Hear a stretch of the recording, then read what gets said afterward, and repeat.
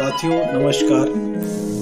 मैं रोहित अवस्थी आज पुनः आपके सम्मुख अष्टावक्र गीता के अध्याय 2 के सूत्र 11 से लेकर के 15 तक के व्याख्यान के लिए उपस्थित हूँ। तो आप सबके लिए निवेदित है अष्टावक्र अध्याय 2 सूत्र 11। अहि अहम नमो मेहम विनाशी यस्य नास्ति में ब्रह्मादिस्तंभ पर्यंतम जगन्नाशेपि तिष्ठिता। अर्थात मैं आश्चर्यमय हूँ, मुझको नमस्कार है। ब्रह्मा से लेकर तृण पर्यंत जगत के नाश होने पर भी मेरा नाश नहीं है। व्याख्या। राजा जनक आत्म तत्व की विशेषता बताते हुए कहते हैं कि मैं आत्मा होने से नित्य हूँ, अतः ब्रह्मा से लेकर तृण पर्यंत समस्त जगत का नाश हो जाने पर भी मेरा नाश नहीं होता। मैं आश्चर्यमय हूँ। जब संपूर्ण सत्ता का आधार मैं ही हूँ तो मैं और किसे नमस्कार करूँ। मेरा मुझको ही नमस्कार है। यह ब्रह्म पारमार्थिक सत्ता है। इसे किसी ने बताया नहीं, बल्कि इसी से सब बने हैं। संपूर्ण जगत बनने पर भी उसकी पूर्णता में कमी नहीं आती। जगत तो नाशवान है, किंतु ब्रह्मा भी उस ब्रह्म का साकार रूप है, अतः वह भी नष्ट हो सकता है। जिसका निर्माण हुआ है उसका ध्वंस अवश्य ही होगा, यह सृष्टि का नियम है। इसलिए ये सब देवी देवता, इंद्र, ब्रह्मा आदि भी उस ब्रह्म का प्रकट स्वरूप है, जिससे वे भी विनाश को प्राप्त होंगे। केवल यह निराकार ब्रह्म ही अविनाशी है। अध्याय 2 सूत्र 12। अहो अहम नमो महमेकोऽहम देहवानपि क्वचिन्न गंता नागंता व्याप्य विश्वमपविस्थिता। अर्थात मैं आश्चर्यमय हूँ, मुझको नमस्कार है। मैं देहधारी होते हुए भी अद्वैत हूँ, न कहीं जाता हूँ न आता हूँ और विश्व में व्याप्त हो। व्याख्या। राजा जनक को ब्रह्म की पूर्ण अनुभूति हो गई है। एक साथ समग्र का ज्ञान हो गया। वे आश्चर्यमय होते हुए स्वयं को ही नमस्कार करते हुए कहते हैं, यद्यपि मैं देहधारी हूँ फिर भी अद्वैत का बोध हो गया है। सामान्यतः देहधारी स्वयं को परमात्मा से भिन्न मानते हैं एवं जिसका देहाध्यास मिटा नहीं है वे आत्मा को भी सभी देहों में भिन्न भिन्न ही मानते हैं। यह भिन्नता अज्ञान से ही प्रतीत होती है। जैसे कभी कुओं में जल भिन्न भिन्न प्रतीत होता है, किंतु सबका संबंध एक ही महासागर से है। जिस प्रकार चंद्रमा एक ही है, किंतु विभिन्न जलाशयों में पड़ते प्रतिबिंब से वह अज्ञानी को भिन्न भिन्न दिखाई देता है। आकाश एक है, किंतु अज्ञानी घर और बाहर के आकाश में भेद करते हैं। इसी प्रकार अज्ञानी ही सुख दुख, राग विराग, ममता, आसक्ति, जन्म मृत्यु, पुनर्जन्म आदि को लेकर आत्मा को भिन्न भिन्न मानते हैं, जबकि ये सभी गुण शरीर एवं मन के हैं, जो अज्ञानवश आत्मा पर आरोपित कर दिए गए हैं। ये आत्मा के धर्म नहीं हैं। आत्मा तो अद्वैत है, एक ही है, जो सब में समान रूप से व्याप्त है तथा इन सभी गुण धर्मों से परे है। उसके गुण धर्म इनसे भिन्न हैं।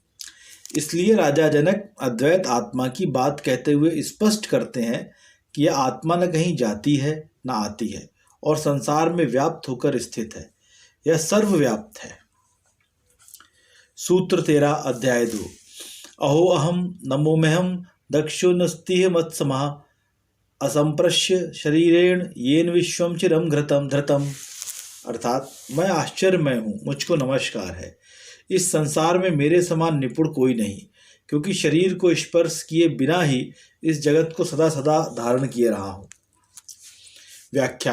राजा जनक कहते हैं कि इस जगत में मेरे समान निपुण कोई नहीं है।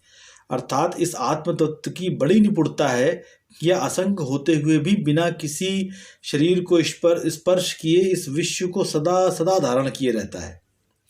इसका अर्थ यह है कि विश्व आत्म तत्व के बिना कैसे रह सकता है। जिस समय यह आत्म तत्व शरीर से अलग हो जाता है, उसी क्षण उस शरीर को मृत घोषित कर दिया जाता है। सभी शरीरों को धारण करने वाली यह आत्मा ही तो है। ये अनंत शरीर इसी एक आत्म तत्व द्वारा धारण किए हुए हैं। इसलिए यह आत्मा व्यक्तिगत नहीं है, बल्कि विश्वात्मा है। यही विश्वात्मा चिरकाल से इस विश्व को धारण किए हुए है। यह आत्मा का विशिष्ट गुण है। वह स्वयं कर्ता नहीं होते हुए भी इसके गुणों से स्वाभाविक क्रिया अपने आप हो रही है। जैसे चुंबक लोहे को प्रयत्न करके नहीं खींचता, विद्युत अपनी इच्छा से प्रकाश नहीं फैलाती, सूर्य अपनी इच्छा से गर्मी व प्रकाश नहीं देता, गुरुत्वाकर्षण किसी के आदेश से पदार्थों को नहीं खींचता, बादल और वर्षा किसी के आदेश की प्रतीक्षा करके पानी नहीं बरसाते, अग्नि किसी के आदेश से नहीं जलाती। ये सब उनके स्वाभाविक गुण धर्म हैं जिनसे सब क्रियाएं स्वतः अपने आप होती हैं। ऐसे ही आत्म तत्व संसार की को धारण किए हुए, उसकी मर्जी से नहीं बल्कि अपनी स्वाभाविक गुणों के आधार पे। यह कितना बड़ा वैज्ञानिक सत्य है जो जनक को प्रकट किया। जो व्यक्ति सभी कार्य ईश्वर की इच्छा द्वारा किया हुआ मानते हैं कि वही करता है, उन्हें इससे बड़ी निराशा होगी। सूत्र 14 अध्याय 2 अहो अहम नमो मयम यस्य में नास्ति किंचन अथवा यस्य में सर्वम यद्वाग मनसगोचरम। अर्थात मैं आश्चर्यमय हूँ, मुझको नमस्कार है। मेरा कुछ भी नहीं है अथवा मेरा सब कुछ है, जो मान और वाणी का विषय है। व्याख्या। जनक राजा आत्मा के बारे में बताते हुए कहते हैं कि मैं आत्मरूप हूँ अतः मेरा कुछ भी नहीं। मैं आत्मरूप हूँ अतः मेरा कुछ भी नहीं। मेरा वही होता है जहाँ किसी को अधिकृत कर रखा हो, किसी पर अपना अधिकार जमा रखा हो।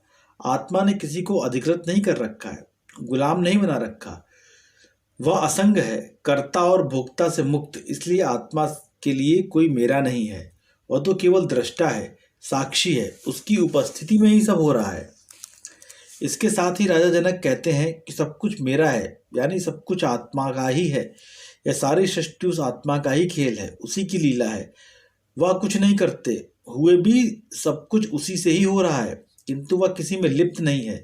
ये भी सांसारिक भोग मन और इंद्रियों के विषय हैं, आत्मा के नहीं। आत्मा इस भोगमय शरीर में रहता हुआ भी निर्लिप्त है। ऐसी महान आत्मा को नमस्कार है। अध्याय 2 सूत्र 15 ज्ञानम ज्ञेयम तथा ज्ञाता तृतीयम नास्ति वास्तवम अज्ञानब्दाति यत्रेदम सोहमस्मि निरंजनः। अर्थात ज्ञान ज्ञेय और ज्ञाता ये तीनों यथार्थ नहीं है। जहाँ ये तीनों अज्ञान से ही भासते हैं, मैं वही निरंजन हूँ। व्याख्या।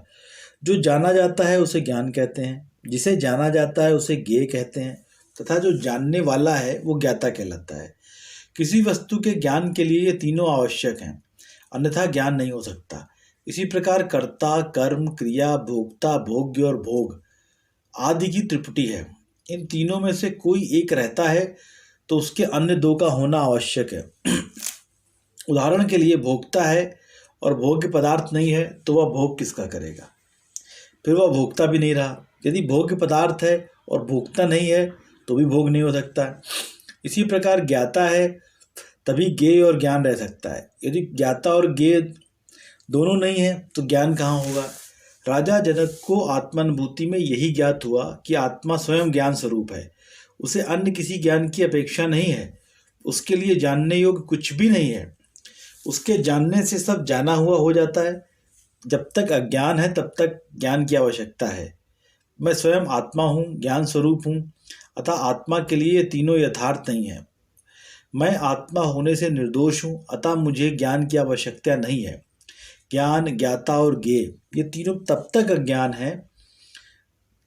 है तभी तक प्रतीत होते हैं। ज्ञानी के लिए यह मिथ्या है। अज्ञानी को ही ज्ञान चाहिए। यदि उसे ज्ञान चाहिए तो किसका ज्ञान करना है? वह वस्तु भी होनी चाहिए, फिर ज्ञान प्राप्त करने की क्रिया भी करनी पड़ेगी। आत्मा चूंकि स्वयं ज्ञान है, वह दुनिया के सभी ज्ञानों का ज्ञान है, अतः वह स्वयं किसका ज्ञान करे? अतः उसके लिए ये तीनों यथार्थ नहीं है। ये अज्ञान होने से ही भासते हैं, अन्यथा नहीं।